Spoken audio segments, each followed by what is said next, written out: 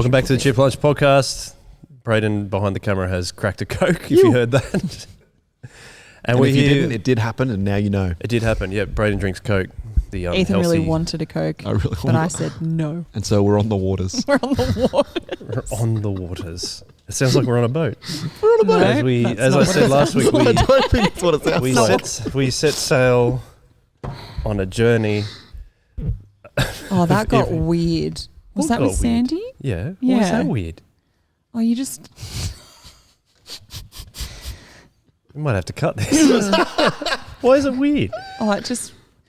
I was a bit cringe. Yeah. Yeah, I was cringe on purpose. Oh, didn't come across that. So now and that's why we're here. I was going to say that. we're So now here. we know why Manda's come on for a part 2. She's got beef with someone, and it seems to be me. No, she's just here to make the podcast cool again. All right. Again? Well, yeah, actually, that's a good point. Yeah. It was never cool. Only your episode, first episode. Yeah, cool. again. And Again, now we've since got to make Manda. it cool again. Yeah. No, just as a long-time listener, full convert, I thought Yes. it's time that the people Yes. got to hear the man behind the mic. Yes. They do. That's right, You know? Ethan. And that's why I've got Ethan here today. Oh, thanks so much for inviting me, Manda. It's another takeover. There's a lot of failed takeovers on this podcast, isn't there? Oh, yeah. Failed coups. Here you are again trying to pull the attention away from yourself. Joel, that's not what we're going to do this podcast. It's all about you. Joel. Apparently, this is Manda's idea. Manda, do you want to ask the questions? You never get to ask the questions. Well, I got, I am quite reactive. So, I have an idea and I immediately message Joel. Excellent. It's like, that's a good idea. it's your turn. During a council meeting, it was. I'll do it. And now all week I'm like, I'm so nervous. Yeah, I sent you a message last night. Hey, you still cool to record? You're like, I'm so nervous. I'm like, what? And then I'm like, I've got to listen to the most recent one. I thought you Do were some coming study. on initially to, what was the word? I was thinking, what was the Do word I part was two? going to say? Yeah, do a part 2, but as to, you felt like you were out of it on your last episode or something, and you wanted to right some wrongs or something. Oh, no, it was more just like when you listen back and you think, I could have probably shared a little bit more wisdom. Oh. You know? I think It's you are more very of a wise. reflective, like, if they asked me that now, my brain would probably be able to comprise Like- a much. Like what, though? What wisdom do you want to impart Joel? to the Today's about you. About you, I was Joel. just using that as a... He's Thank just you. automatically falling back into I his know. true form as host, Yes, that's true. but not today. But you're up against Fine. us, so we'll I'm- keep you on track. I'm ready to fight to the death. Let's go. Great. Well, Joel, Or I could just die the myself. question that you have asked so many people: Yes. how do you have your hot chips? Well, I think we have answered it I know everyone already before, knows. haven't we? Yeah, but I do like just hot chips, and it doesn't matter what size or shape. Really? Yeah, actually, I like French fries. I like French fries are pretty good. I like medium-sized chips, and I like fat chips. I don't really Like a wedge. discriminate on those kind of things. Yeah, even a wedge.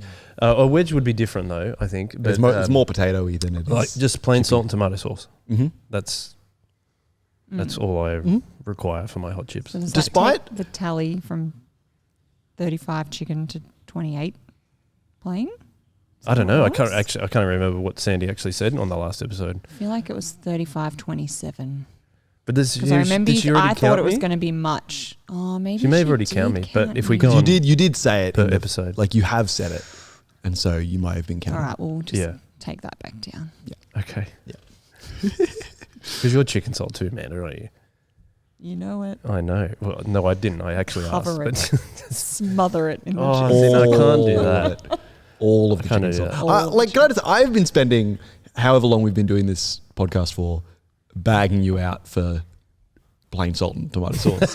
But at the same time, it actually is really good. Like you can't there's beat a the time classic, and right? place. There is a time and place, Yeah. and often the time and place is every hot chips. time. Like it's a good time, but it's not every time. No, it's not every time. Just, Not when that's an I option. think if Not when the chips are smothering on the it is an option.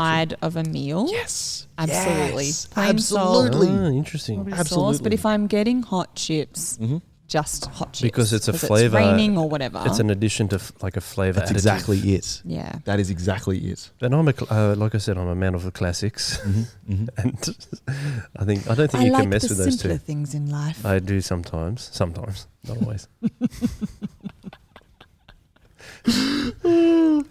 Speaking of, no, this actually isn't a segue at all.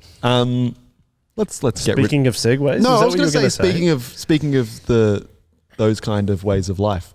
But what was the word? the Simpler? chip The way simpler. of life. Oh. Thinking of the simpler ways of life, and it actually isn't at all. Speaking of the simpler ways of life, I was just saying words to segue into Joel. How did you become a Christian? Yes, I kind of had put off that this was going to happen because I wasn't sure what the plan was, but I was trying to think a bit last night when I was texting you, Manda, saying, "Are you ready?" You're like, "I'm nervous." I'm like, "What's she nervous about?" I'm like, "Oh, that's right. She wanted to be the one to ask the questions."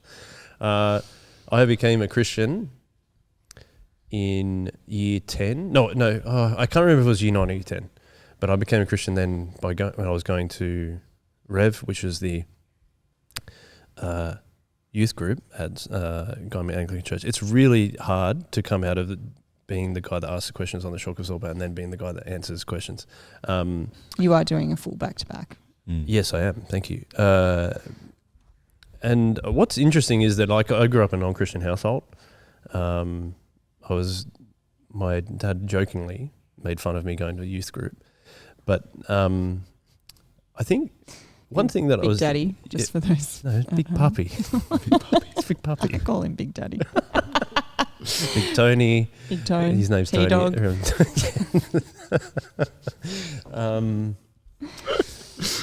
What was I saying? Yeah, grew up in a non-Christian household and never, church never entered my mind. Even when I went to Catholic scripture at school, for example. Mm-hmm. Did you? Yeah, because I was baptized Catholic when I was. Yeah. I can't See? remember. This is why we're doing I can't this. I didn't remember know how that. old I was. Exactly why we're doing Probably between the ages of 10 and 12. Did you get confirmed in did you do the whole? No, the whole I was shebang? just baptized. It was just. I think it was basically like my mum and dad were like, "Well, we better get him baptized." My dad. That's the thing, right? They do a baptism and then they do a later thing Holy when you're about. Communion. Yeah, that's it. Yeah. So it was. Thank you. I must have been. I reckon maybe between 8. I wouldn't have been 12. Probably between the ages of 8 and 11. I can't remember when. Yeah. I think it was like my sister was probably about 5. So I probably was about 8. That's probably when my sister and I got baptized at the same time Where was that? in the Catholic church in Cronulla, the one near the train station. There you go. Really? Yeah. Why is that Okay. fascinating? Whose suggestion was that? Oh, well, my dad went to a Catholic school, and that's where the Catholic influence comes from, I suppose. But And then he paid you out for going to youth group. yeah, so Would you reckon it was a just got to get him done kind of situation? yeah, I think so. I think it was just like we should just get the kids baptized. Cover yourself. Yeah, that's right. Yeah, I've got a memory of the photo of like all of us, like my sister and I getting baptized, and then like all my family and godparents and stuff being there. So, and see, this is funny. You asked me these questions, and I started thinking about that. But I think like before I became a Christian, there was always something that I was like, there has to be something more. And that's something we've talked about with other people on the podcast, is even if they're not until they made a decision or became a Christian, they're like, oh, there was just more. And I remember a number of times being in the car with my family and something being talked about, or just even being in the car with my dad and him saying something or whatever, something like that. And I was always just like, that doesn't really answer the way that I feel, which was interesting. So I think that's where it kind of led to. And then, so I started going to youth group in year 9 to Rev at Guyman Anglican, basically because girls invited us to go. And kind of year 9 is when you start talking to girls more, I feel. I don't know if you can. Yeah. Is that, do you talk to girls as well? I know. You would always hang out with your mates, like your guy friends. I didn't start talking to girls in year 9, but that's because I had never seen women are terrifying. but So true. all around me, guys a started separate talking issue. to guys, and you're like, yeah. But that was. But then, like, I remember, like, in year 9, you started, like, Year 9 was a pivotal. Yeah, you huge, start having huge. conversations with the opposite sex in class and stuff like yeah, that, because huge. that's Yeah, just definitely. what you do. Yes. Yeah. And that was also the time where I started not doing as much schoolwork. Excellent. I think year 9 is also a tipping point there. Yeah, but the for a lot problem of for people me was, even in high school, was I did all the work at the start, and towards the end I got really, really annoyed at school, at like actually doing schoolwork. Right. I meant, this is only on reflection, but Do you mean at the start of each year, or so the start of high year school? 7 and 8 I worked really hard. Yep. Basically because that's what I was doing year 6, and I knew that's probably what my parents wanted me to do. Yep. But also, we've talked about before how I'm quite I can't even think of the word, extroverted, and I get my energy from talking to people. Yes. And spending time with people, and then I'm like also talking to girls. So, like, all those things combined, I was like, I just hanging out with people and talking to them, Awesome. rather than doing work. And it's the opposite for some of my friends who, like, they didn't do any work until up until year 10, and then year 11 and 12 they started right. working. Yeah. Where I was like, I'm done with this. Like, unless it's interesting, I'm not. Like, modern history, would love it, but even the way English was taught, it's like, what is this? Well, we just meant to memorize essays. Yeah. It doesn't make sense to me. Which only on reflection, I'm like, oh, that's why. If there's no purpose in learning this, well, why would you just memorize something? It's boring. So I spent and the only thing I ever got in trouble at school was for talking. Yeah, right. In high school, anyway. I'm sent out a number of times for talking or yelling at people. Yelling. Yeah.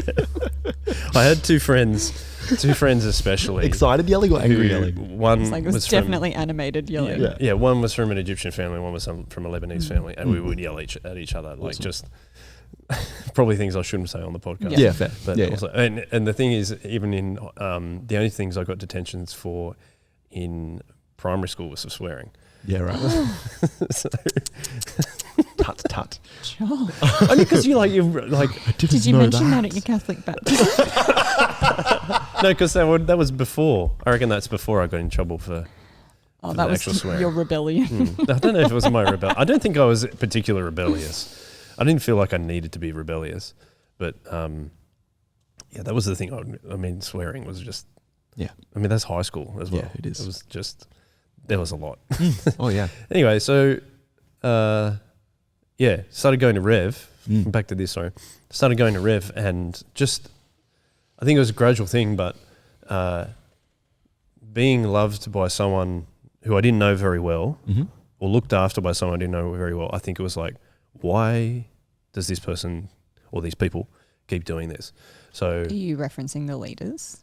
yeah, leaders first and then friends afterwards. Okay. So it was a thing of like, but I always think, and we talked about this on, no, it was Brad and I on Eli's episode of, I wanted deeper relationships even with my friends, and it seemed to be quite surface level. And I always liked having even a best friend, because it was just like, I think because I was an extroverted person, but also like I really like having deep, long, meaningful conversations with people. Yeah.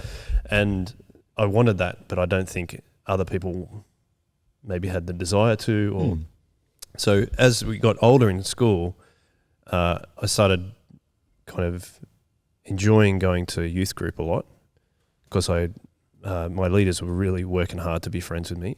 Shout out to Jai, Chris Stevens, and Jimmy. What's his last name? Archer. Sorry, thank you. I'm really blanking on names at the moment. Jimmy Archer. They just spent so much time investing in us, and really set the tone for how I wanted to do ministry, and also like that. I was like, oh, these people actually want to have that deeper relationship that I was looking for. And then at the same time, a big group of my friends, we were all going to youth group for a long time. And then when we kind of graduated to Solis, which was year 11 to 12 and older at Guymer Anglican, they started to go out partying and stuff like that. And I was even at that point, I was looking for a deeper relationship. And then they started with moving further away from me. So I was like, what the hell? What the hell is going on here? Like I thought when we get older, we might get better at this, but it actually went the other way. And that void was filled by my friends at church. And one of them is sitting at the table, because just like it was like we went to a week away. It was at the end of year 12. Oh no, so in the middle of year 12, week away, 2004, and like I was super anxious as well. But like going to the HSC, and then like this group that were older than me were just being like, "Hey Joel, you're great," like as in a basic way of saying it. Like it was like, "Oh, this group just accepts me for who I am." You don't have to pretend like at school. Yeah, school was always like, "Oh, we have to do this," and like you have to fit in, and you have to like not be cool, but you don't want to be exposed. And like I just hated that. Like it's almost like a political thing. It's like I hated that. I just wanted to be friends with people. So when I went to going to church and doing that was really, really cool. So I think to actually answer the question, I think I became a Christian at the end of year 9, around that time, but I don't think I made a real commitment until that week away, because that was when I did it. Even so you're year 12. Year 12 it was. Mid-year. Yeah, would have been July, wouldn't it? And so in the Bible studies that Matt Redman was running, he was running the Bible studies for my year group. I was just like, this just makes sense now. And coupled with the thing we were talking about with the friends, like really caring about us, that was it really. Yeah, it's really cool. And then I think it took a while for me to grow after that, but then it was like, I'm going to church. Yeah. And it also helped that my girlfriend at the time, who is now my wife, was a Christian as well. She and her friends invited us to go to youth group in the beginning. So it's very cool. Yeah, it was cool. I'm just Oh, it's a tough job, huh? No, I'm just... So quick to be saying. I know. Sorry. I was just reflecting filling the void. on how so many things happen in life, obviously, but yet that year that you came to week away is a memory that my brain has held on to. Like, that's cool. Yeah, like I very clearly remember. Was it just for a day? Did you just come up for the day? We came for a shorter amount of time. Or a shorter amount of time. Because maybe we just spent that day together. Oh no, it was longer than that. The week away was it wasn't Friday to Wednesday at that time. I think it was Monday to Friday. Monday to Sunday or something. It was 7 days for a while. Yeah, was I that think when it it was was 7 days? It was maybe Sunday to Sunday or something, because it was at Morisset. Michael, I think that was 7. Greaves and I, who went to school as well, we left early to go and play football for our football team. Right. On a Sunday. Yeah. But we were there for a long time. So before that, and we all got mohawks before leaving too. Yes, that's probably why it is a strong memory in my mind. That's an important detail that would really stick. That's dreadful. So you're all rocking up and playing soccer with mohawks. Yeah. That's awesome. And like oddly, like everyone had random length hair. Yeah. Like, they weren't they good were ones. odd mohawks. Yeah. Yeah. Awesome. Yeah. That's really fun. Yeah, I remember I kind of got in trouble for getting one, which is, in the end, it was all resolved later. But it was just, But that was a bit of... I think it was a bit of my parents getting used to me spreading my wings. Well, that's what I was going to ask, because you quite clearly said just then, I'm going to church. Like that was a decision that you made. Yeah. Did you get much pushback from family? Not. I don't think overly. I think it was more my parents didn't. It was foreign to them, so they didn't understand. Like, this day and age, why would someone want to go to church so much? Yeah. And because we used to go to church a lot. Yeah. It was like quite regularly. What does a lot mean? Many times. So I went to a week. Yeah, and so I went to. Sorry, to answer your question, like Ethan's question. Sorry, Manda. Yeah. I went to Soli's originally, and then which was on a Saturday night. Yes, it was on a Saturday night, and we'd hang out to all hours. And then we also went to church on a Sunday, which is at 7 o'clock on a Sunday. 7 o'clock, was that right? Yep. It feels late now. Doesn't it? We feel so old. No, just starting a service at 7 feels o'clock. late. Yeah. That's why the homogeneous unit principle exists. Wow. Fire! And then... But then as we... I mean, I wasn't a leader then. But we also, like, church would finish at 8:30. 8:30. And we go hang out on a Sunday else. Night, and then we would go and... We go to Cronulla. Cronulla. Do all that kind of stuff. Yeah, so awesome. that was the other thing. Like, I'm so extroverted, and people wanting to spend time with me and me just wanting to spend more time with people and get deeper relationships, like that just, for me, it just works. Yeah. Like it just made so much sense to me. I'm like, oh, and then of course the reason is because they all love Jesus. So I don't want to be like people's love for me is the reason I became a Christian, because Jesus was working through those people. Oh, yeah. But it's the number one factor that I decided, like, this is it. Yeah. No, that's really cool. So what was it like? I think you've kind of answered it, but what was it like being a non-Christian in a youth group? Like, what was that experience like? How long? Yeah. How long were you going before you had a different way of responding to God? I don't know.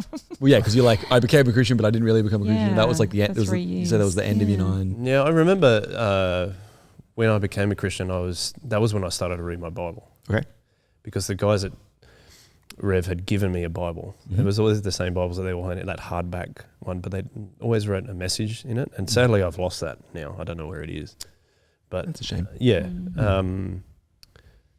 But I remember reading, I'm like, I remember being in bed and maybe like, oh, maybe I should have a look at the Bible.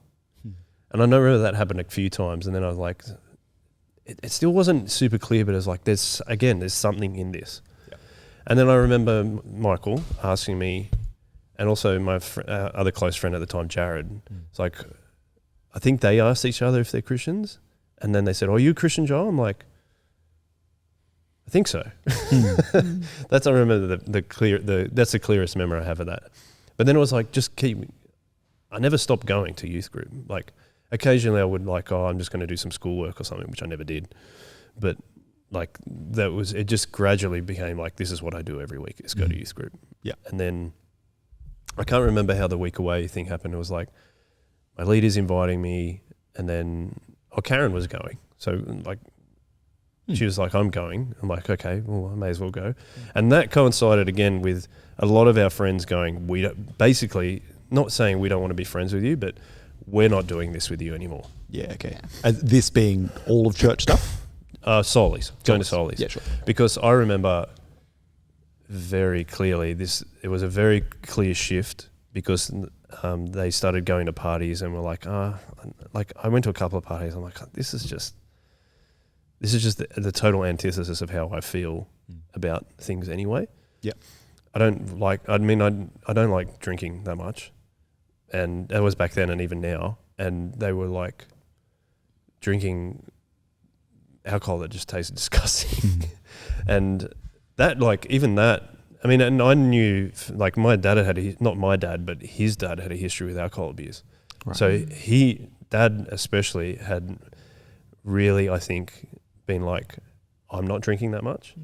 I remember that when one time my dad had a bit of a rough night because he was at a wake of a really close friend. Like he had just had drunk, and I remember me and my sister being like, like, basically, what's wrong with Dad? So that, I think that played out a little bit with that too, just being like, alcohol just doesn't, there's no appeal to me.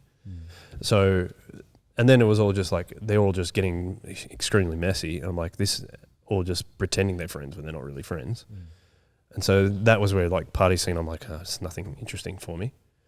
And then so, yeah, my friends started, like, a lot of our friends started doing that and going, and a dad of one of the guys in the group basically said, where are those people? It was me, Karen, Michael, and Heather, who's a friend of Karen's. Where are they? Because we'd often go to their house, and his dad would encourage drinking and all that kind of stuff. And they said, they're at Solis. He's like, what's that? Blah, blah, blah. And he's like, what a bunch of squares. And they turned, it's something like that. And they turned into a whole thing at school. It was like, you're just squares. So a parent started that. Yeah. Yeah, right.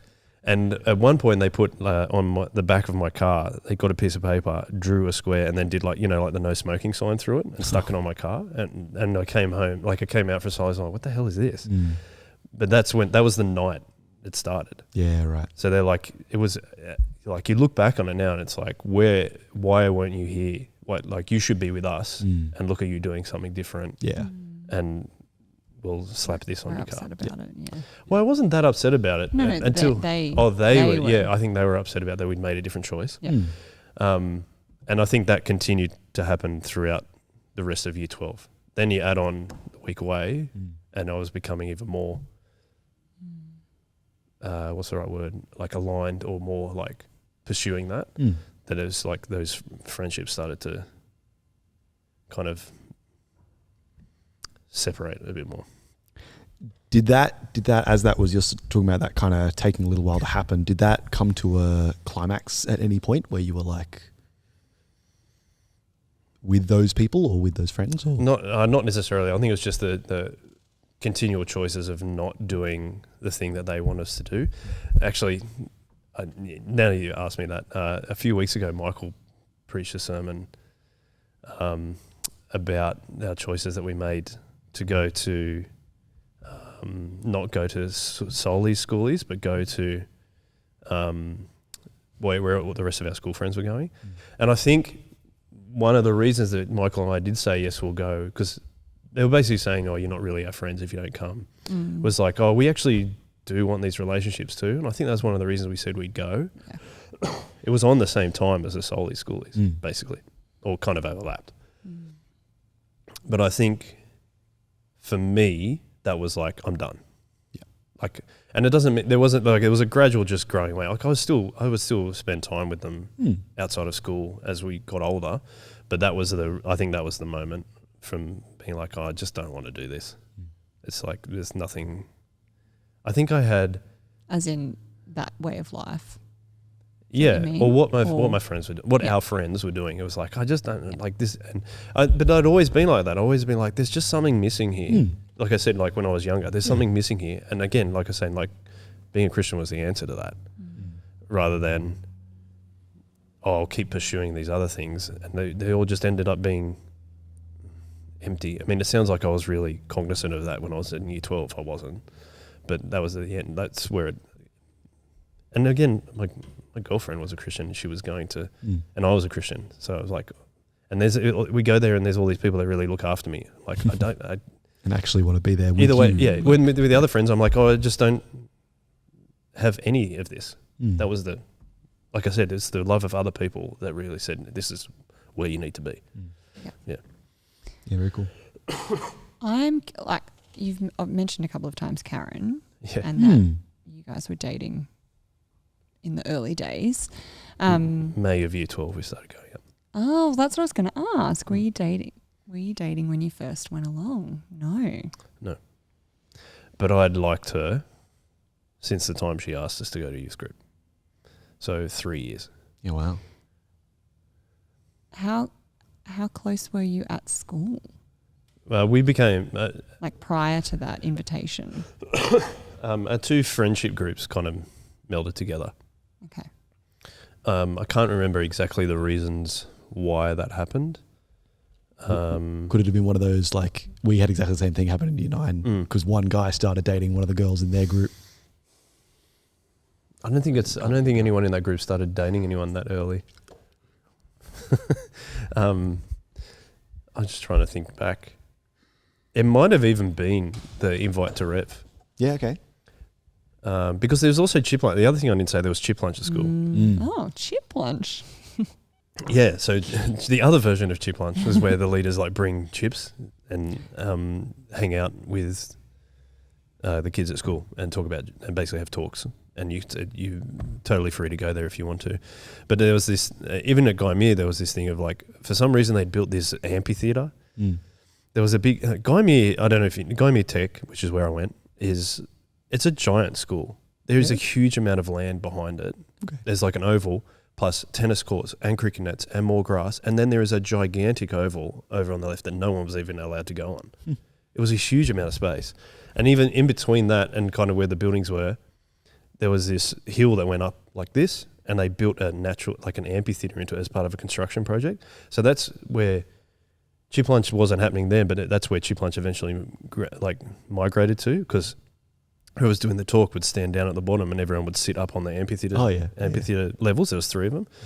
I'm not sure why I was saying that, but that's the other thing.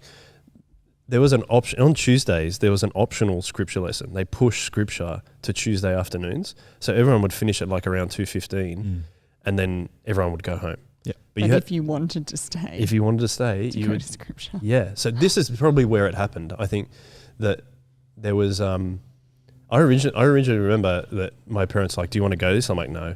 So they signed the form saying, so they had every parent had to sign a form saying they were going to opt out of scripture and go home. I did that, and I used to do it. But then, however, those friendship groups were melding was also like all the girls were at scripture. All right. Or most of them was. So it I think it was Karen, her friend Rebecca, and Heather and Ashton. I don't know if I should be naming those people. They've been named now. But there was For like, the it was like internet girls to are like know inviting, Do you wanna girls are give like everyone inviting their you to stuff. Address and date of birth as well. I can only do one of those, probably Karen's. But that's girls are inviting you to stuff. You're just going. Yeah. Like, Was so, it Karen specifically that invited you? no, I don't think. I think they were all just like, you should Just come. Group, Yeah, you group. should come. So, yeah, and I think it just, I mean, it's so long ago. I'm trying to remember, but I was just like, yeah, I had eyes for Karen for a very long time. Was she a Christian before you? Yes. Do you think that played a part in your interest? Maybe not at first. I'm thinking that I think we originally, there's just like all these things melding toward, like we would see each other at chip lunch and we'd like as a mate, like a group of mates in their group, and then see each other, and then they'd invite us to scripture, and they're like, you should come to, like along with the leaders, they're like, you should come to youth group. And I'm like, oh, okay. And I remember I took a longer time to go to youth group than any of my other mates. They all went. And then I'm like, because I lived, the majority of my friends lived in Bangor, and I lived in Burraneer. Oh, wow. So it was always like, oh, would I have to go to Kirrawee? Yeah. And my parents have to take me there and all that kind of thing. Eventually they did. And I remember my parents being like, and like, I think they checked with some of my other friends' parents, like, oh yeah, they go and it's okay. So they're like, all right. Is this legit? Yeah. Well, Dad was always like, what are you doing at the cult today? Is there any? It's like, I feel like he would still getting say mohawks. that. it sounds like I think it sounds like I give my dad a hard time. I love No, him we love heaps, him. but he, it's I mean, I talk like that not about church, but other things. So, but he would always like, when I started going to church on Sundays, he'd be like, "What are you sacrificing a goat today?" or something.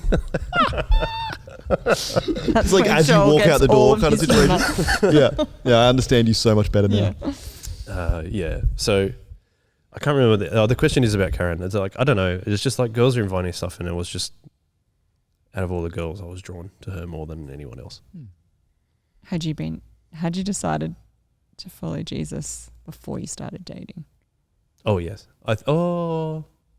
Again, because I was kind of a Christian from year 10 to year 12.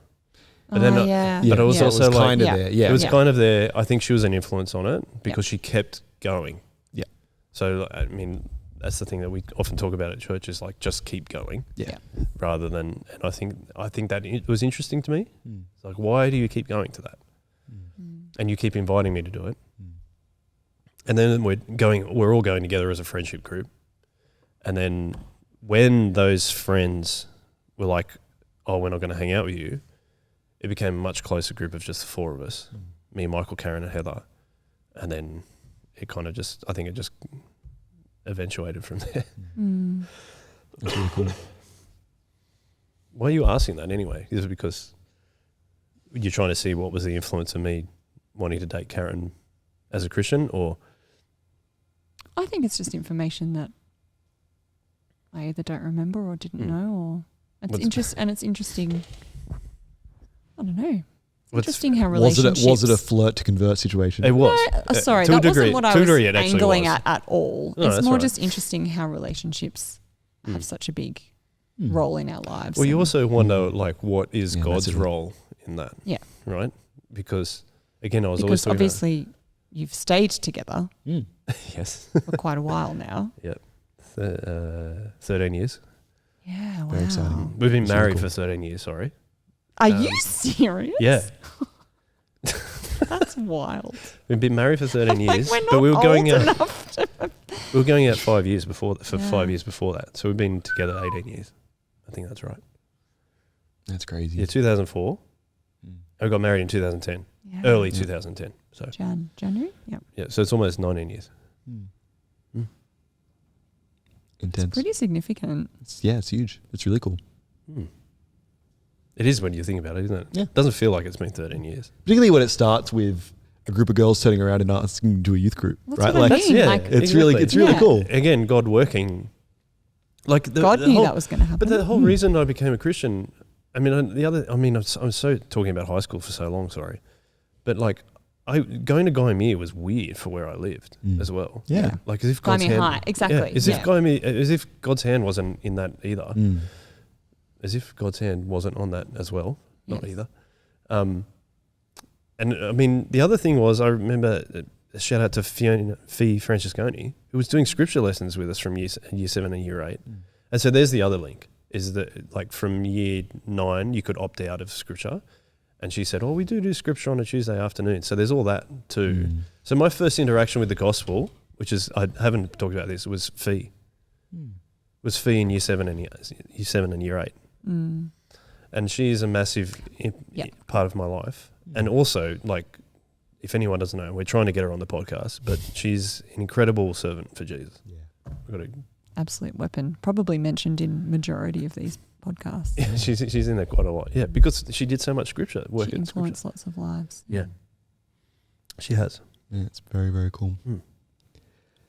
Well, that then leads, you'd say you've been talking about school for a while, and I think it's been really important to talk about it as much as we have, because it was that is where it all happened, right? Those early days. But yeah, you've had a little while since to continue growing as a Christian and continuing on with church and work and life. And so what does that look like? What happened next after high school for you? Yeah, it's been 19 years since high school. So what happened next? So there's a couple of things, I suppose. It was that I didn't do as well in the HSCs as I wanted to. But that was also because I didn't study very well in terms of like actual techniques. I through all of high school, I have quite a good memory, and I had relied on that for a lot because I would just like remember facts and figures or remember this or remember that, and I could just do it. And that's the other reason I started not concentrating in school as much was because like, my traditional methods that I've gone through all of my school life are now being challenged, but not really identified by teachers, I think. So the only way I learn about stuff now is if I'm interested. If I'm interested, I'll deep dive on the stuff and I'll be able to remember heaps of stuff about it. And I think once I got to year 12, and that's funny because I said, why do we memorize essays? By that time, I'm like, this is boring. There's nothing interesting about it. And like I said, that's why I really enjoyed modern history. I should say in my year 9 history half year, I got 50 out of 50. I actually want to tell this story. So I was with my friend Jared. I got in trouble for talking, and he moved both of us up the front to sit next to each other up the front. And he's like, "You guys are going to not do well." And I got 50 out of 50, and he got 49 out of 50 on the exam. It was like, take that, Mr. I won't say his name, but Teacher? Take that, Mr. Teacher. Show the man. But that was because of hard. He would have been like, it's because I moved you at the front. Exactly what he would have been very stoked with himself. He's like, I've done it They've been correctly. listening. They've been listening. So yeah, I didn't get the UAI that I wanted, but I wasn't really sure what I wanted to do. And I remember looking through that huge book with all the courses in it. Mm-hmm. This is before the internet. This is pre-internet. Yeah. Well, not When we really. used I to mean, look the at first time books. I used the internet was in year 5. I remember that, but it was like The internet wasn't doing everything. It like wasn't it is doing now. everything. No. So I remember looking through the book and I remember saying to Mum, like, I don't know if there's anything I want to do. I don't know what I want to do because I know that my parents wanted me to go to uni. In hindsight, probably wasn't the best idea for me to go to uni, which is okay. But I did actually defer a year. And I originally had a plan to go overseas once I finished high school. And our leaders, Karen and I were going to go overseas. This is the other thing. Like around that time, I think Karen and I both were like, oh, not sure about church again, which is really interesting. I don't know why that was. I think it might have been just like, oh, maybe a bit bereft of like, what do we do with our lives now that school is finished? But I deferred for a year. So did Karen? Yeah, Karen did as well. And we were going to work and then go overseas. Mm-hmm. So I was working. I worked at a Audi dealer, like a car dealer. Awesome. Basically washing cars. Not Aldi. No, everyone thinks I worked at Aldi, the supermarket. Every time I said Aldi, I'm like, oh, the supermarket. No, car dealer. Better than. and they say it in that tone as well. Oofed. Or the supermarket. It was much more prestigious, wasn't it, Joel? Audi. Well, as someone that's interested in cars and motor racing and things like that, yes, it was a big deal. Well, it wasn't a big deal. It was like I could do it. I remember it was in the leader. I applied for it in the leader. Oh, I thought you getting the job got in the leader. I actually no. Having said that, I was in the leader. Okay. Young Pioneer man snags job at local Audi deal. But I actually was. Cars. But the funny thing is, at that job, I was on the front page of the leader, washing a car because of water restrictions. Because they're like, Joel has to wash the car once a week because of water restrictions. Like, because they would have a car. What? They had a whole lot of Audis, but water restrictions came in that time. I can't remember why. It was a drought, obviously. Yeah. And The dam was empty. yes, I think that's right. And I could only, like, there was rows of cars and I could only wash a row of car every day because that was the Because of the restrictions. Yeah, right. But thank goodness they stopped me doing that because it was just like, so I would do that, but then I'd also wash all the service cars. So when you get your car serviced at that dealer, it would be finished and I'd go wash it. Mm-hmm. And then the best part about that job was they got all the press cars. So all the cars that they would give out to motoring journalists to review, I'd get to drive them and wash them and take them back to the dealer at, so the head office was originally at Botany. Mm-hmm. And they've moved it into. You might see that big Audi dealer on the way into the city. That's where they moved the head office to. But before that, it was in Botany.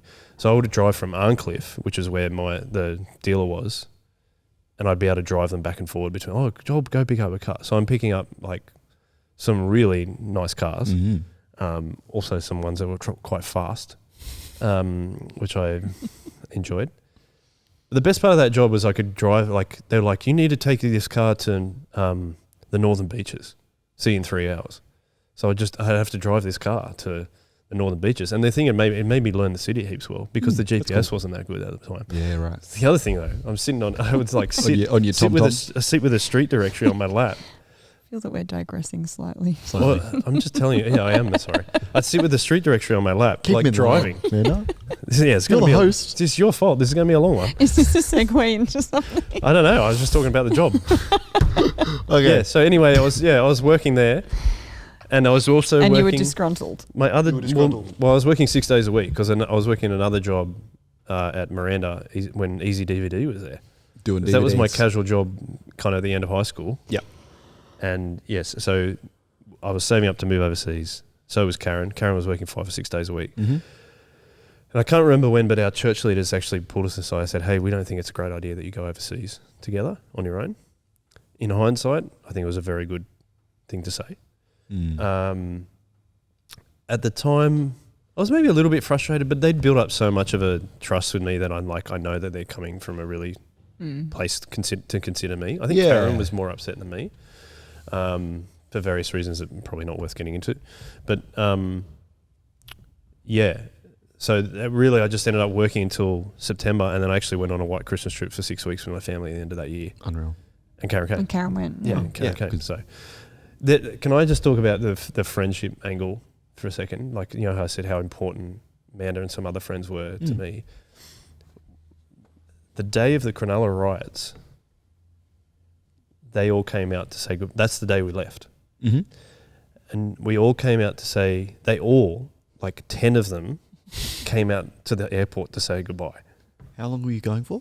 6 weeks. A Okay. long time. That is a long time. in the scheme of things. Well, it was like the Christmas school Yeah, it was holidays. the school holidays break, right? Yeah. But the funny thing is, I was having a discussion with someone at work about a year ago, and I don't know how we got onto it, but it was like, I told them that story. Because it wasn't just when we left, it was when we arrived, came home too. They all came and said, came and got But the funny thing is they missed us. you. That's great. But then you all came back to my place. I don't know if you remember. You all came back to my place. We all sat in the That's so downstairs cool. rumpus room. Have spent lots of time An together. inordinate amount of time together. Yes. All of us did. Yes, All the time. all the time. And that was being very formative for me. But then I was talking to someone at work and they're like, I wouldn't do that for you. Like like people at work were like, none of my friends would do that for me. But they were like offended. They're like, who does that? Yeah. Like we're the weirdos. Yes. They're like, they're so weird. I didn't even have 10 friends. Like that's what it was like. Yeah. And I'm like, you're obviously jealous because. Well, yeah. Like, it's awesome to see, right? But it's exactly what I was talking about. Like, who else shows that level of care and love? And I was like, I remember being like, this is normal though, because they wouldn't just do it for us. They were doing it for lots of people. So, yeah. Can I Can I talk about church for a moment and not about Joel for a moment? Just to take a no, just to. Well, no, I meant it in a way, apologetic way actually. Yeah. Of, I really want to talk about you because that's what's really important, but also I want to take a moment to get on my hobby horse, high horse, whatever it's Your called. hobby horse? High horse. No, hobby horse. Is it the same thing? Yeah. Anyway, in that I've been having a lot of conversations recently about people getting involved in ministry and getting involved in church and how they're feeling at church and stuff like that. Particularly post COVID, there was a lot of detachment and stuff, and people have been talking to me about different relationships and different stuff like that. And each time I keep coming back to that idea of, in these discussions I'm having with people, I keep coming back to that idea of just spend time with the people you are wanting to hang out, be friends with, because the more time you spend with someone, the more likely you are to rock up to the airport because you want to keep hanging out with them. Yep. Mm. And it's such a beautiful expression of like we are friends because we love Jesus. Yep. And Jesus tells us to love one another. So we're going to love one another. And what do you do when you love people? You spend time with them. Yep. And so of course you're going to prioritize hanging out with one another. And so when you say something along the lines of, we have spent an exorbitant amount of time together, that is actually a beautiful thing and a really natural on-flow effect of being friends because you're friends with Jesus. Yeah. Because it's like, we're being friends like Christians because we're spending time with each other. And if you're listening to this and are wondering about how to become more ingrained in Solis or become better mates with people you're hanging out with on a Saturday night or a Sunday or a Friday or whatever, the answer is that it's actually just More time. put the time in. And that often has to be a two-sided. We can't build a bridge from one side, but if you're going, let's hang out, like you'll hang out. Yeah, I mean, it's And like it's what beautiful. Manda was saying. We would, not that summer holidays I was talking about. That summer when we were summer holidays or uni holidays or even in uni, we would like be hanging out at a pool, at someone's pool, or going somewhere, or like we even went on holidays together. But we just like did all this stuff together. Yep. And it was actually like I said, I don't think I should have gone to uni, but going to uni allowed that to happen. To happen, yeah. Which again, I think is like God's hand on the situation. Yeah, it's huge. Career-wise, I don't think I should have gone to uni. I should have just kept working. Yep. Just for me, personally. Yeah, right. But for my like Christian formation, Mm. to be hanging out with Christians all the time, who are loving each other. Like I remember we used to get each other presents. Like there was just all this beautiful. stuff that would be like, and we knew each other really well. Yeah. That was the other thing. Yeah. And I'd like, on the most part, we were still young, but I think for the most part, we still really tried to take care of each other. Mm. And then again, that was what I was looking for. Yep. So it was like there's no downside to it. Mm. That's the thing I think where I was at. Yeah, and I think it's all coming from, like, you're not hanging out at people's pools all the time because you're friends from school or whatever. It's like we have spent time at church on a Saturday or at Soli's on a Saturday and stayed up really late together and been hanging out so consistently that when someone says, let's all go to someone's pool during the holidays, it's like, oh, of course. Yeah. Because of that. You're not friends on Saturday because you're all hanging out during the week. And that's a really beautiful thing. You're friends on Saturday. You're friends during the week because of how good friends you are on Saturday. It all kind of flows into one another. Sorry, I will now get off my horse. No, I was just thinking, like, because at Soli's, you would hang out for hours and hours and hours. Of course. Which was wonderful. Yeah. I think that probably did influence that Absolutely. we felt very comfortable hanging out for hours and hours and hours. There was no like, oh, I'll come over for lunch and then see you later. I've got other things to do. It was like, And it was detrimental to getting uni work and stuff. oh yeah, because we would stay all day, and then eventually the parents would come home and be like, "So you guys staying for dinner?" Yeah. And then we'd have dinner and we'd stay. Literally, It's like, yeah, of course we're staying for dinner. Yeah. That's great. and which was kind of a good thing because then all the parents, we had some, we were still teenagers, but we had some form of relationship. We had families. We had a relationship with the family. Yeah. Yeah. Sorry, I'm repeating what you're saying, man. No, but that's really I cool. remember like, and siblings and yeah. who we otherwise wouldn't have. Yeah. And again, I suppose that like hanging out so much, they're like, why are they hanging out so much? Because the accepted thing at the time was to just go to clubs. You just go out drinking every Friday and Saturday night. And I didn't do that. Like, I'm not trying to boast or anything, but we didn't because I didn't feel like I needed to because I was like, we'll just keep hanging out on Saturday nights at Soli's. And some of the guys, I remember, I texted you about this. I was hanging out with a couple of guys like Michael because we hadn't started leading yet. All the rest of the group were leading. So we were like, what do we do on Friday nights?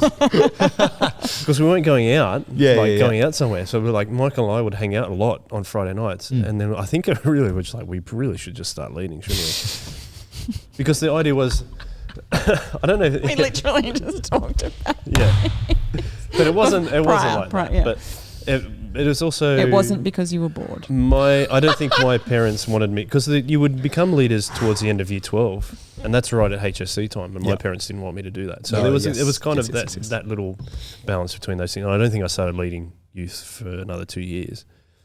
But yeah, it wasn't because you were bored. It was because all your friends were there. Yeah. Like that was how they were all doing their friendship. Yeah. And it was like, I want to be a part of my friendship with everyone. Yeah. Not because I've got nothing else to do on a Friday, but it's like, actually. But I don't think I was mature enough to lead youth straight out of high school either. Fair. I think it was better that I went later into leading and I mean, we can talk about that now, but like leading with Pete Waddington and your brother and Michael and Jared is like, we have so many memories from that time. Like, it was just so cool. And Any standouts for the pod? I think, so there's a couple of things. Probably one that's good and one that's bad. One was that I think all of our boys were from non-Christian family except one, which was really cool. And then the guy who was from a Christian family, he kind of stopped coming. But we had like this eclectic bunch of boys who weren't really friends at school, but they all came on a Friday night. And that was really cool. And I just remember going to Revive Camp and like forming even closer relationship with the boys, just as the leaders had for me. What was Revive Camp? Revive Camp, was year 9 and Rev Camp, year 9 and year 10. We'd go away for the weekend, usually to a particular campsite. And have talks and stuff like that, but I'm not going to name it because it upsets people. No, I don't like upsetting people really. I don't know if you knew that. And then the bad one was that we were leading that, and then when they were in there towards the end of year 11 or year 12, I can't remember exactly. That was when a lot of us decided to leave Guyme Anglican, and that was one of the hardest things I've ever done. to tell the boys that we weren't going to be at Gymea probably for year 12. I can't remember. But none of them Christians. So that's the hard thing that I think that had some impact on it. And of course, God's in control of that. But I really regret that we had to do that. It was a big choice, but I felt that I wouldn't be able to lead in that scenario, in that strategy of youth ministry that we'd grown up in, that I'd grown up in, and then I'd led in for 6 years, almost. It would have been like 5 and a bit, I suppose. So, yeah, that was really tough, and I still regret it. It's a big deal, and that made a big impact on a lot of Yeah, lives. and I felt like we were making a lot of impact in the boys' lives, and then to do that, I think it would have hurt them. Yeah. Have you ever been in contact with any of them since? Or No, so that's another regret, is that we said, we'll still do schoolies with the boys, and we didn't. And that was on us, on me, all of us, but it was on us particularly.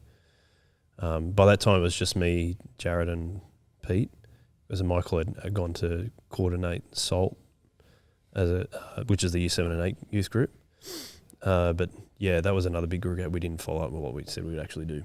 So they would have just compounded with them going, of course they don't care about us anymore.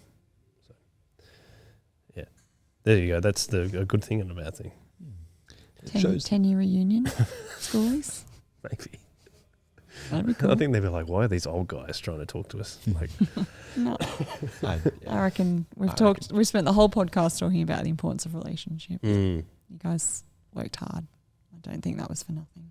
It was I feel like I wasn't doing my leaders justice because I wasn't doing the same things that they'd done for me. Yeah. So I think that's one of, yeah. Anyway, that's a tough thing that we had to do. Not we had to do, we made the choice. Yeah. But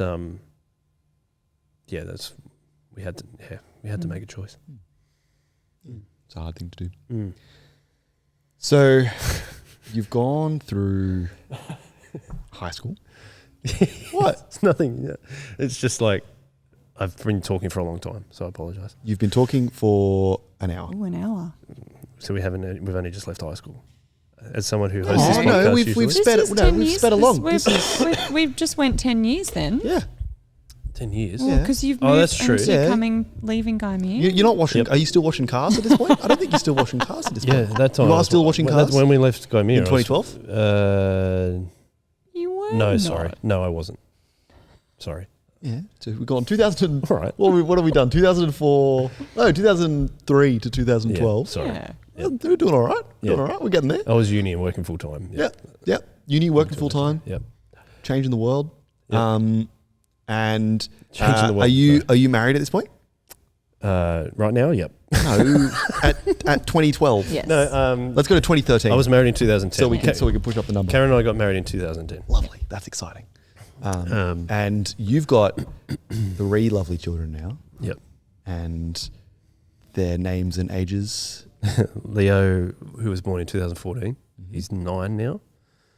And then Everly was born in 2016. She's 7. And then Remy is 2.5. So she's born in 2020. Yep. Very cool little family. Yeah, they are. They're very fun. Yep.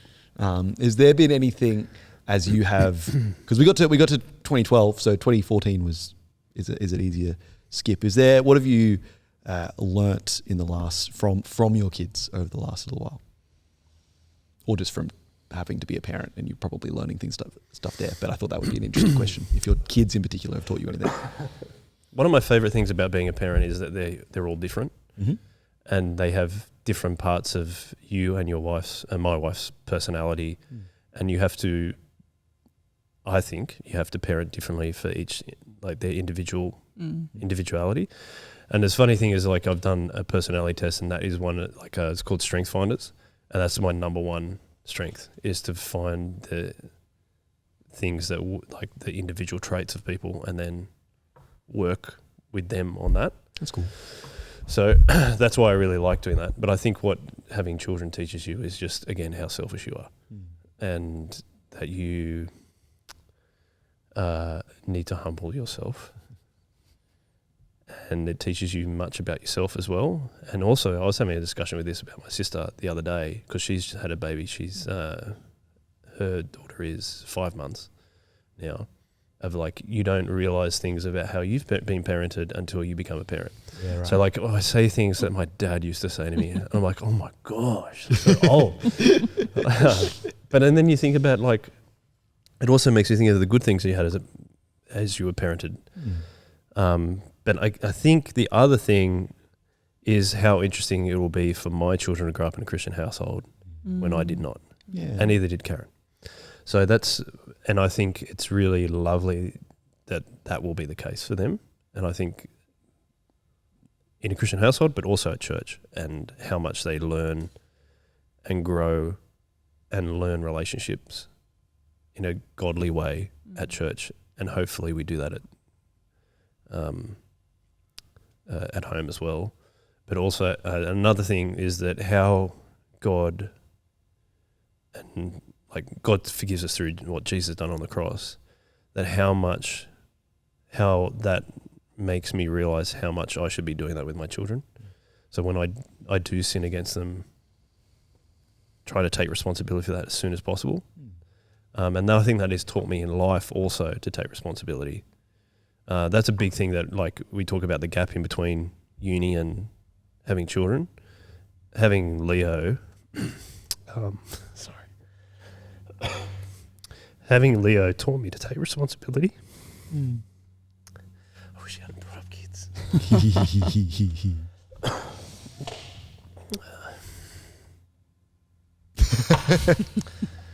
Having Leo taught me to take responsibility because it wasn't just Karen, it was someone relies on me. So it's more just you can't talk properly. So yeah, there's some things that my children have taught me. Excellent. Very cool. And continue to. That's the other thing. Because kids just change so quickly and it slows down a little bit as they get, like, maybe from 5 and older, but they do keep you young because they challenge you, like, you need to keep adapting. Otherwise, you aren't being the parent I need. And that really, that fires me up because I actually really enjoy change and continually working on something and finding progress in something. So that's the other thing that I love about being a parent, is because they, like, you know, we talk about marriage as a form of sanctification. Your kids are as well. And that's what's really, really cool about having the blessing of having children.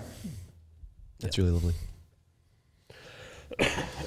Sorry. I'm just like, I don't know how you guys do this every week because I have so many questions and I feel like we could sit and talk for hours. We can. I don't care. It's up to you guys. I don't know if the camera will. I'm just let us. mindful that's of the true. camera. We just go, or just go dark. we can just go audio. But Well, yeah, that or we one can will- stop. That one will keep going. Okay. We still got a bit. The close up on Joel might fade That's probably a good thing. if it hasn't already. Less faded. knows. No one knows what that means because we weren't recording when I said that. What? It's okay to have inside jokes, guys. Well, I don't know if it is on a podcast. I don't think it is either. Yeah. particularly when they're inside jokes that we had like literally 30 seconds before we hit record. We joked about Outnumbered. focusing only on Joel's nose. So now everyone can have a good look I like it. Yeah, look at it on side profile, at guys. his nose. Slow zoom.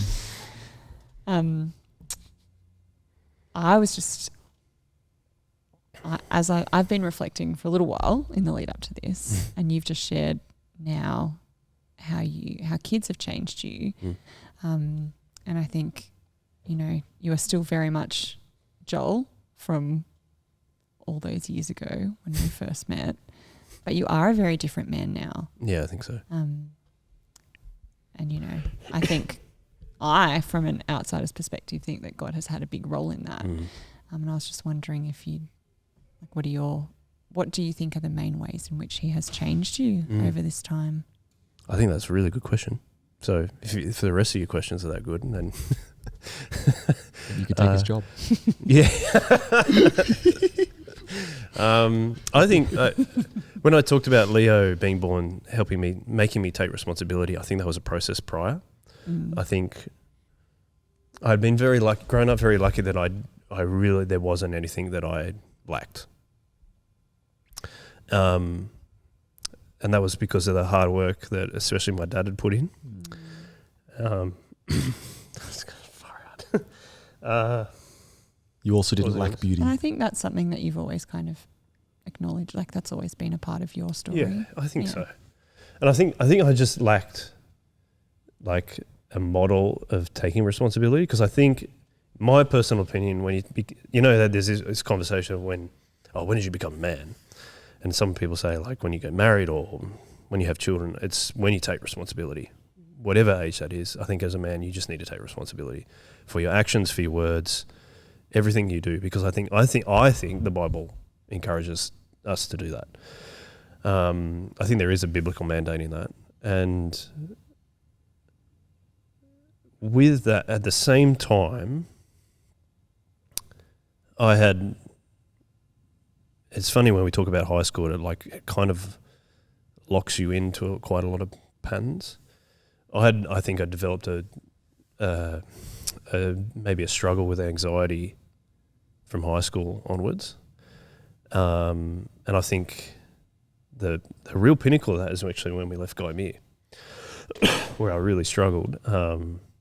And not because I was anxious about leaving Gaimir, but it was like, I think it was a big upheaval in my life, but it was like, I need to look after all these people, because when I chose to leave Gaimir, I wasn't sad. A lot of people were, I wasn't, because all of my time and ministry and everything was invested in soul revival. So I remember that, sorry if I'm digressing a bit, but I remember that I was in Stu's Bible study at the time, because I was the Solies leader at the time. So we were with Stu and Lou's, at Stu and Lou's place for a community group Bible study. I remember turning up that night, or one night, where they decided to tell people they'd resigned from Gaimir. And there was all these cars around. I'm like, these people aren't usually in our Bible study, because I really identify people with their cars. I see like a car, I'm like, I wonder if that's, I mean, you had a highly identifiable car. So, but like I do that. I'm like, I wonder if that's that person. It's not. But I'm like, why are there all these people here? And we came in, all these people in tears and stuff. And I was like, what's going on? I'm like, something bad's gone down. Then Stu relayed is like, Matt and I decided to resign. And I know in my head, I'm like, oh, okay. I just know I'm going to go do whatever they're doing, because they're not going to stop doing ministry. But I remember like trying to support other people, and that created, for some reason, like really piqued my anxiety. But throughout that time, like I think God's like, you have to go through this to learn that you have been relying on something, your anxious predisposition to get through life. And from that moment, it was a process of figuring out why I was anxious and actually helping me calm down a lot, which was really, really good. So that's like, when you're talking about me growing, that was a huge part of it. And then the taking responsibility thing was just like, I'm responsible for everything I do. And even taking responsibility for things that may not even be my fault. I'm just going to do that. And I don't know why. And like, actually, one of the big parts was listening to Mark Driscoll's sermons. Like, and I know that he, there's the whole thing of whatever went down at Mars Hill, but the big thing that he would say was like, men need to take responsibility. And I think I was searching for that. I was searching for the direction of like, what do I need to do? And that was when I started listening to his sermons, and like a few months later, I asked Karen to marry me, because I'm like, I actually need to, we've been going out for 5 years and we need to sort this out. Is it on or is it off? Well, I didn't know. So I'm like, it was never on or off, because it was like, what is my next step here? This is what I need to do. That's what I mean. Yeah. So they're the two things, I think. Taking responsibility, and also God helping me to realize that He's in control. I still struggle with it. Like, I still struggle with realizing God's in control. With my like anxiety symptoms, I just go, oh, that's what it is. I know how to address this. It's fine. But still not relying on myself is something that I need to keep working on, because I'd probably still do it too much. It's trying to rely on myself to change things, because I think I'm like, oh, I know what's wrong. I can change it. I can change habits pretty quickly, things like that. So I go, well, this just needs to happen. But the problem is, often I'm doing that without God, and it's not ideal. What are you laughing at? You're laughing in a way is like, oh, I knew this about you. Like, No. so glad you came to this realization, Joel. About time. Yeah. No comment. He's finally figured it out. You are right that he has grown me in many, many ways, though. And I think you know, as someone who's your friend, I've been able to witness and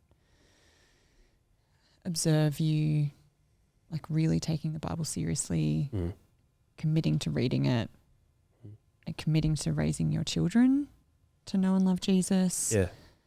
To give generously, you know, like stuff that I think you really demonstrate that you treat your children as like equals, in the sense that they can absolutely know God, and they can absolutely live as Christians, even as young kids. I think Thank you for recognising that. I think that you've really demonstrated that that's a priority in your household. And your kids are lovely and beautiful, and they do reflect Jesus in the different ways that they know him and love him. They do. They really do. Yeah. And they like you've said, they're very different from each other. Yeah, Yes, they are. They model that in their own personalities. Yeah, for sure. Yeah, I'm really blessed with that. Really, really. I don't know who, like... Obviously, that has lots to do with Karen as well. Absolutely. Disclaimer. And I think, well, just to say, like, I think it's a really good point, because so my mum worked in early childhood, basically from finishing high school. And so I think I absorbed a lot from her in that respect. But there's so much in Karen in my mum. So I think that was like, if there's anything that Karen and I agree on most, it's parenting. Like cool. There's nothing else that I don't think there's more that we agree on than parenting. We were like, I remember when she was pregnant with Leo and we talked about this, like, yeah. Like we just like kept talking about the same thing or agreeing on the same thing. I'm like, okay, cool. Well, this is a great sign. Yeah. So I think that would be a big part of it with the kids. So thank you. Yeah, but I think, you know, that's obviously come from your desire for them to know Jesus. Yeah. Sometimes I don't think I'm doing enough, but we'll see. It's up to God again. We are human. Yeah. God knows your heart. Yeah, that's right. It's another reminder, though, that it's actually, there is no enough that we can do. Like we can do what we can. Yeah. But the Holy Spirit's going to do stuff. And the Holy Spirit's actually doing what you can. Like even that is... Yeah. That's right. It's actually, it's God revealing like giving you that humility, for example, as you've been talking about, like addressing your own sin and apologizing. Like that's a gift God's given you to do. And in every one of those little elements that is happening in your life, you are able to then say, kids, this is God doing this. Like, and this is why I do this. And this is, and if that's enough, if the best you can is enough, then that's awesome. It's really cool. Yeah, like even Remy's 2.5, she's broken 4 bowls in the last 2 weeks. And every time she's like, sorry, Daddy. I'm like, it's like the last one I got pretty annoyed about. That was this morning. So again, I am sinful. But that's a lot of bowls. It's okay. Yeah. That's almost a bowl a day. It's like, she's like halved our bowl quota that we have. But again, because she's trying, like, anyway, of course. I'm not going to get she's too just into trying the to do weeds. it. Yeah. No, of course. She's like, I get my bowl, and like she goes and takes it over, and she's like, I think she plonked it on the edge, and it just fell off. Yeah, of course. And broke. Easy to do. Yeah, easy to do. Easy to do. Yep. Very easy to do. 4 bowls easy. Do it all the time. Do it all the time. Yeah, I'm literally buying bowls every week.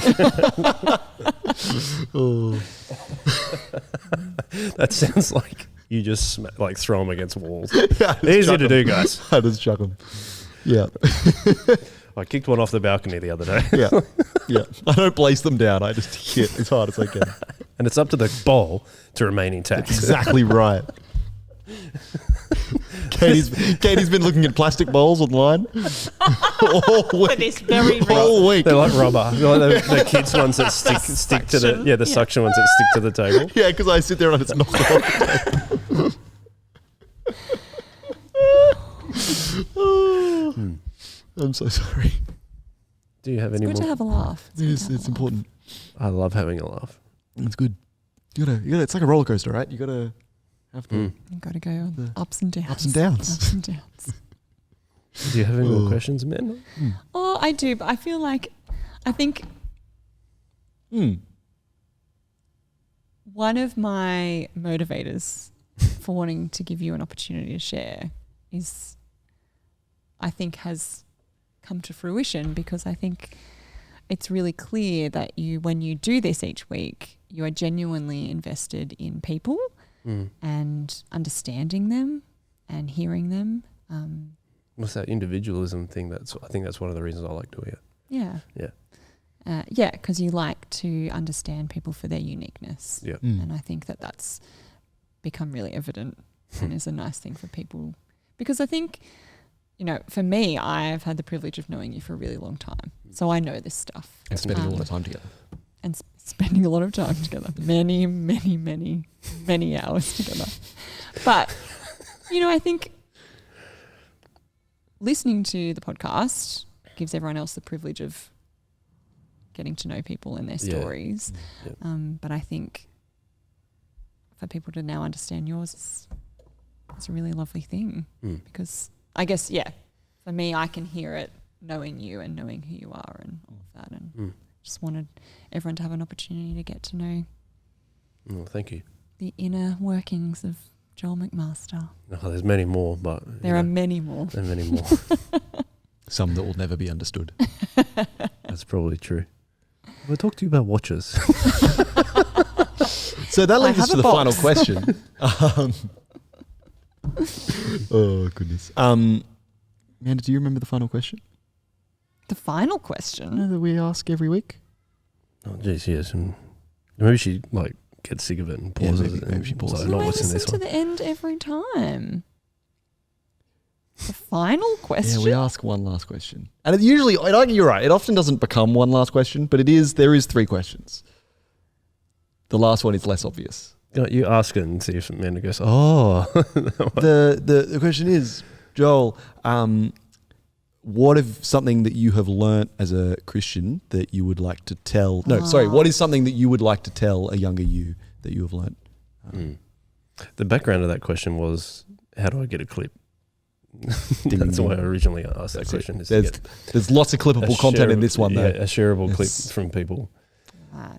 And a title. I was more angling that with anyway, yes, sure. Yeah, but I think it actually Good. works. It's a good question. I heard you do it, and I was like, yeah, that's legit, but Yeah. Got to stick to the script, right? He's got a formula. We've got to stick to his formula. Fair. Yeah. I haven't done this before.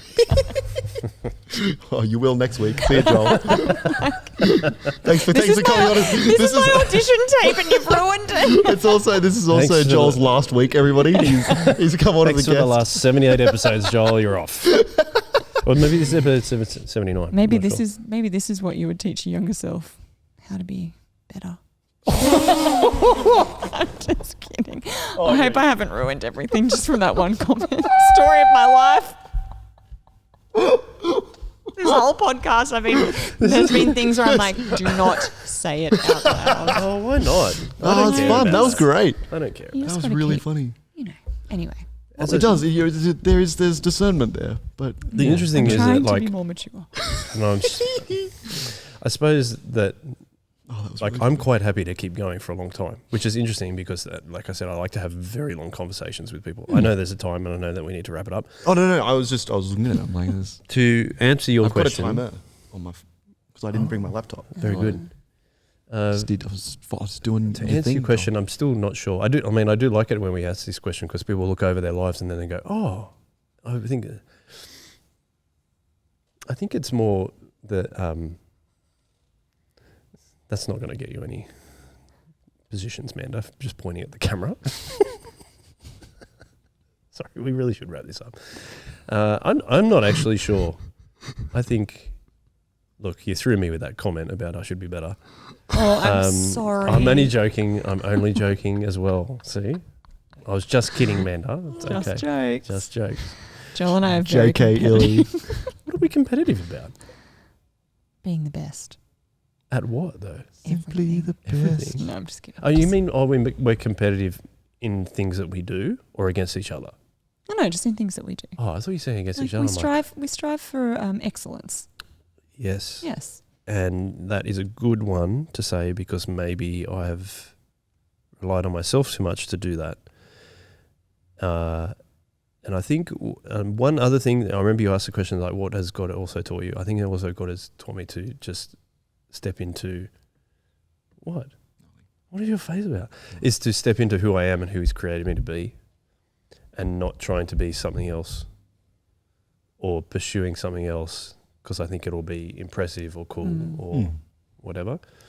But I suppose like my personality, like I said, is always like I love progress. Like I get fired up when I know that I'm making progress on something. And to know that God is doing that to me every day, it's a good, like I need to be reminded of it, but it's a good thing. Like it fits with my personality because every day is a process of being a Christian is a process of sanctification. So when I'm hard on myself, and the other thing, I'm real hard on myself, and I'm better. That's the other thing He's changed in me is like I give myself more of a break because the thing of pushing for excellence is then you end up going, I'm really bad that I didn't achieve whatever. So that's the other thing He's taught me, and I wish I knew that when I was younger. I wish I could be myself and not try and conform at high school, which would have probably helped me not be so anxious, which then would have played out in a whole lot of other things in my life. And yeah, I think that's probably it. That's a great it. Yeah.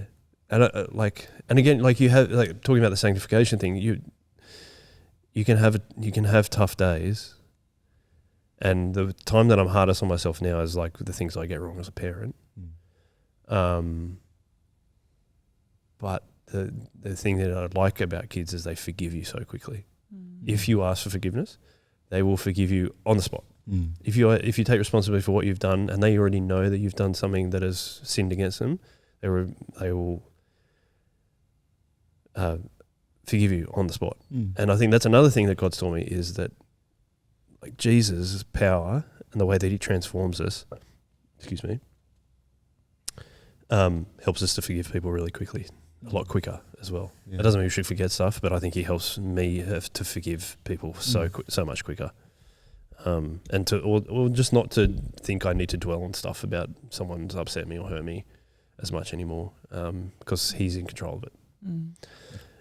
So maybe the real one-liner is He's in control of it, and you just need to let Him be in control. Very cool. Yeah, it's a constant battle for me, but yeah. Yep. Awesome. Any last words, Manda?